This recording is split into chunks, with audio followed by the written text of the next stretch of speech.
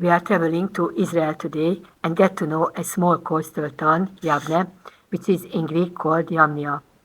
Javne is an ancient city inhabited since the Bronze Age, which is indicated by archaeological findings. It is currently inhabited by Jews, Christians, and Muslims. What did it become famous for?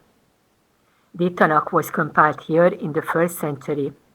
I've already told you in the 13th Advent video that after the destruction of the temple in 70 AD, Yohanan ben Zakkai was rescued in a coffin from Jerusalem, the burning city, and went to Javne. He received permission from Vespasian, the commander of the Roman army, to establish a school there where the Sanhedrin functioned, the Holy Scriptures were studied, and the books included in the Hebrew Bible were selected. The Talmud consists of 3 parts: Torah, prophets, and writings.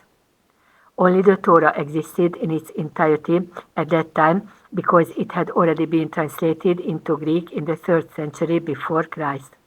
In addition, there were many prophetic and other writings from which they had to select those that were included in the canonized book. In the New Testament, we read prophetic references from the Apostle Peter in several places that currently are not in the Holy Script. So this is proof that not only the scriptures but also the books of the prophets were narrowed down. What do I want to show you with this? God is building a salvation history of which every person, every religion, every nation, and every event is a part. Without the destruction of the temple, Judaism would not have turned to the canonization of the holy books. The center of the religion was the temple, and the essence of the cult was the presentation of the sacrifice. However, after the destruction of the temple, it had to be transformed in order to survive. The institution, the temple, that apparently maintained the religion and was considered to be the heart of the faith, ceased to exist. And yet, the religion did not die out, it transformed. It became spiritual.